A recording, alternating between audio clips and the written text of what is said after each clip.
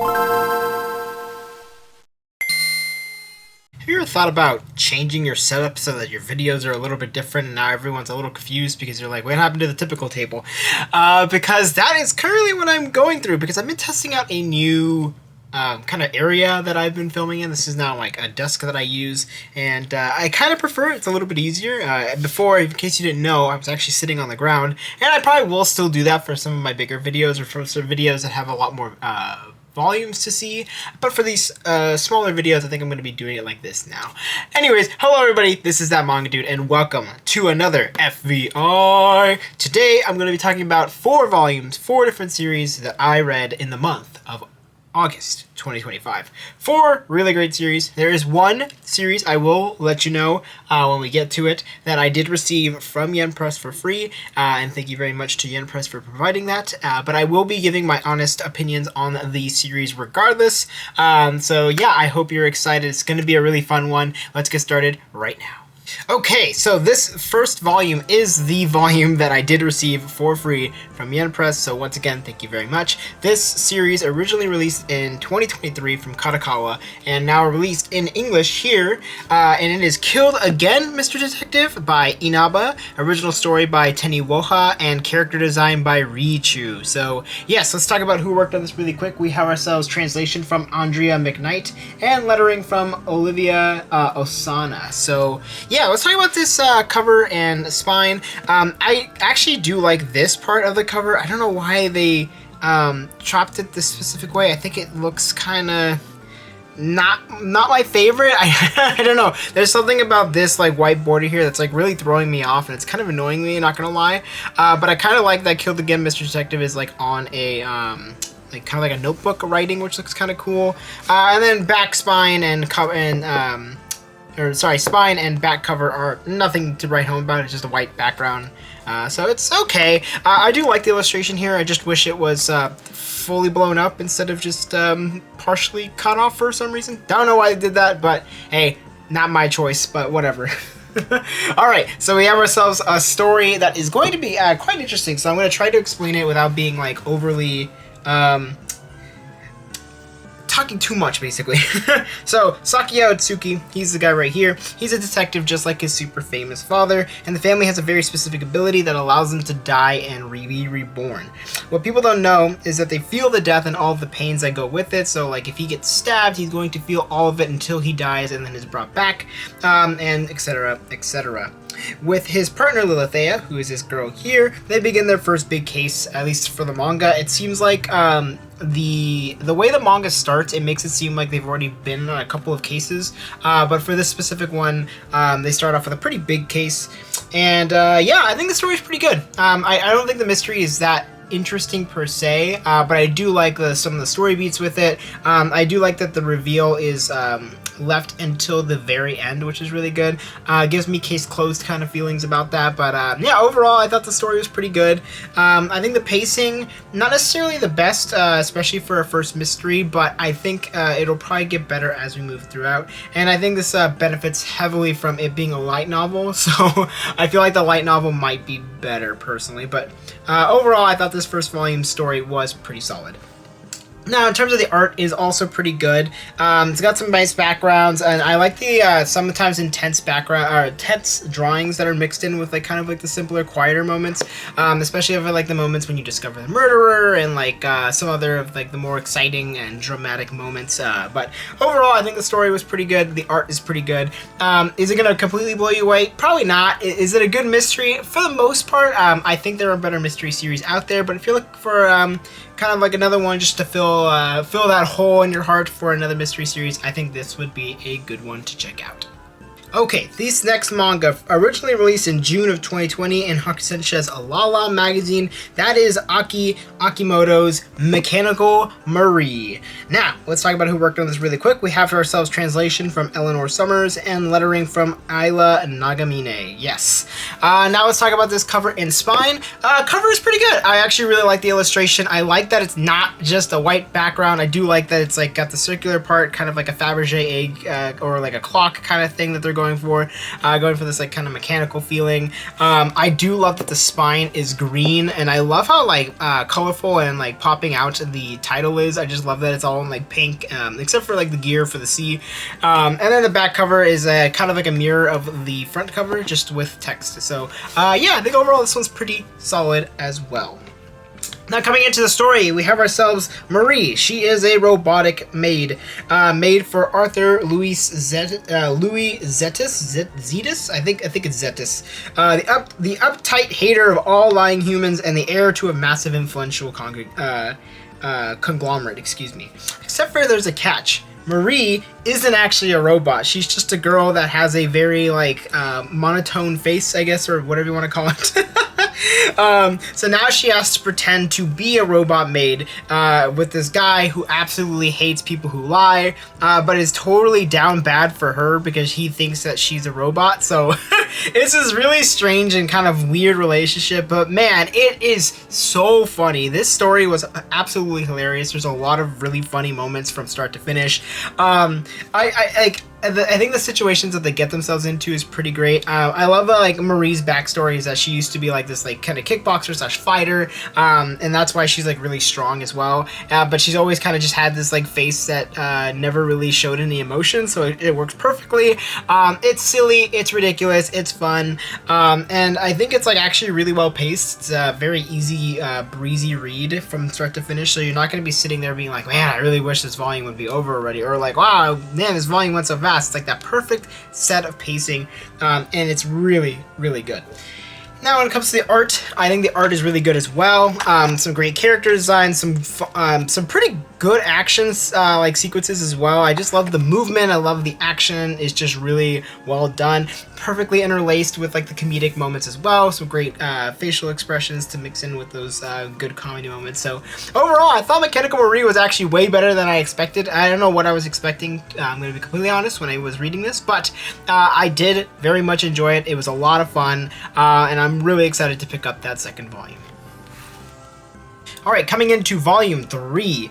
This originally released in Overlap's Comic Curie back in August of 2021, and that is going to be Mizuko Tsuno's You Can't Live All on Your Own.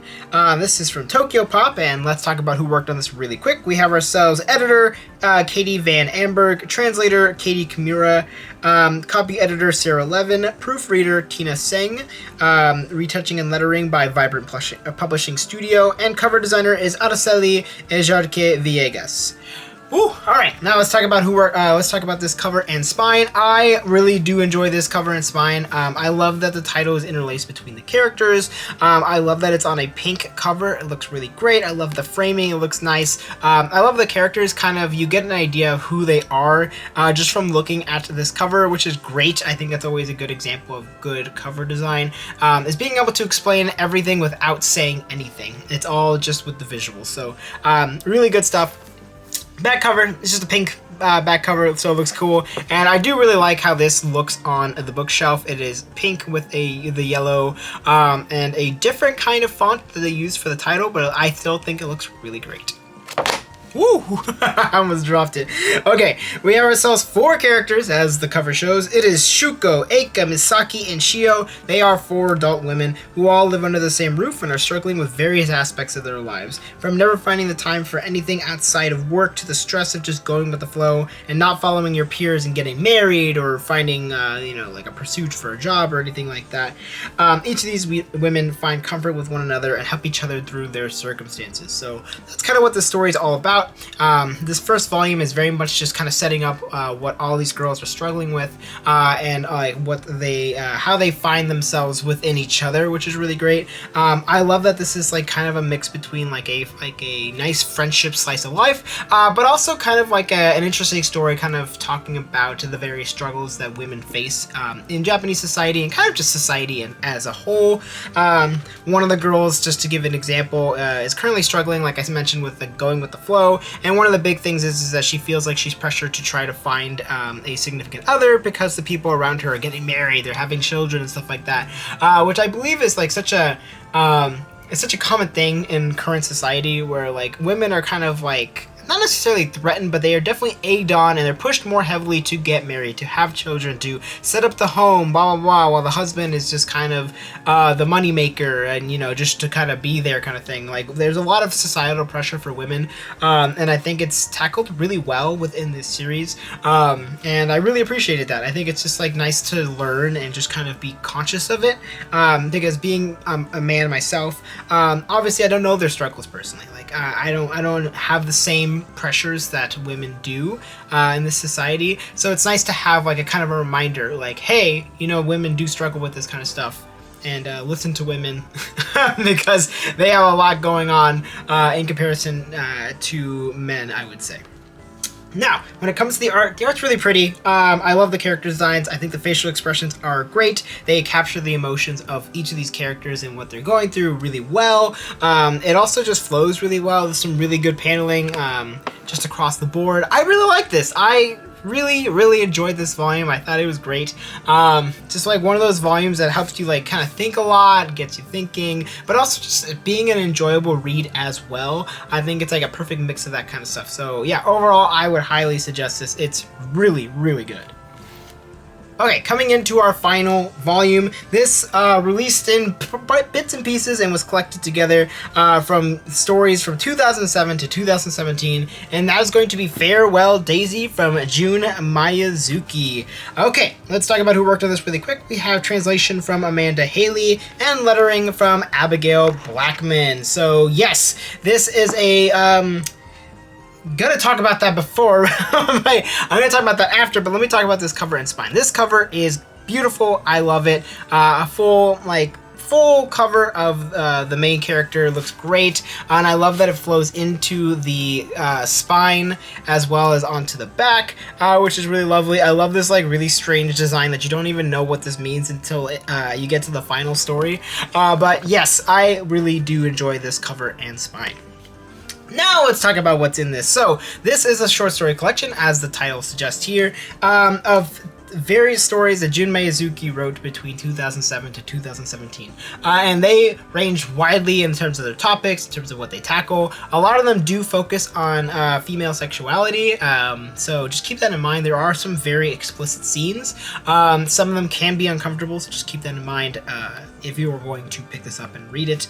I think my favorite stories specifically, one of them is called Thumbelina, and Thumbelina follows a story about this girl who's like kind of addicted to social media, and definitely finds a lot of enjoyment or just kind of fulfillment by people liking her stuff. But she comes to learn more about what she actually wants out of life and who she actually is, instead of using social media as kind of a facade. And then another story that I really liked is called Connected Night. It's told in various parts, but it follows a story about this girl who's kind of also lost her way and what she wants to do with life, until she meets this mysterious woman who helps her to learn about her worth as a woman. So I actually really enjoyed a lot of the stories. I didn't like all of them. There was one that's told in I think 3 or 4 parts, if I remember correctly, that I really did not like. This follows a story about this like stalker girl. And yeah, I'm just not a big fan of stalkers just in general. But I thought overall these were really great stories. They're paced really well. They tackle some really interesting topics, and I think in a very tasteful way as well, without feeling like overly sexual or overly like what do you call it? Kind of like objectifying women. I think this is like a great example of like empowering women and like giving them a voice, which Jun Miyazuki is really good at in all of her stories. But it's really interesting to read some of her older work. Now, when it comes to the art is very good from start to finish. It is very interesting to read older stories from Jun Miyazuki. You can kind of see this unpolished style, because for me personally, I think that when I think of Jun Miyazuki, I think of very polished, very clean art just across the board. So it's kind of interesting to see like kind of like a more sketchy style, a little bit more focused on just kind of like emotions and like pushing a really interesting narrative with the story, than being a very well polished and cleaned up art. So yeah, I really enjoyed this. I think it was really great. Like I said, there are a couple stories in it that I just wasn't the biggest fan of, but as an overall package, I thought this was really great. And if you are a Jun Miyazuki fan, definitely check this out. Okay, let's talk about these series all together now. I'm going to rank them from favorite to least favorite, and it's gonna be hard because I really liked at least 3 of these. One of them I wasn't as keen on, and I think you'll know it's Killed Again, Mr. Detective is going to be number 4, and then this is where it gets hard, is between these 3. I really enjoyed all of them for different reasons, to be completely honest. But in terms of like, I think the story that really stuck with me personally, I think I'm gonna be putting. You Can't Live All on Your Own, I think, at number 3. Farewell Daisy. Oh man, oh, this is so hard because I really like these 3. Okay, you know what? I'm gonna move Mechanical Marie to number 3. You Can't Live All on Your Own, number 2, and Farewell Daisy to number 1. Although, if you were to ask me on a different day, I might put You Can't Live All on Your Own as number 1 and Farewell Daisy at number 2. But I really enjoyed what I read, just in general, this month. There's a lot of really good manga that I checked out, and these 4, notwithstanding, fantastic stuff, and I had a really great time with it. Now, let me ask you, have you read any of these manga here, or have you read anything new, volume 1s that came out in August? Let me know in the comments below. I'd love to know what your opinions are about these series here, if you have read them, or if you're going to be picking them up at some time soon. And you know what to do, you can like, you can comment, you can subscribe, those are all amazing things, and I love it when you do it. Thank you so much for watching. As always, I really appreciate you. You are the best. Have a great day, and I will see you in the next video.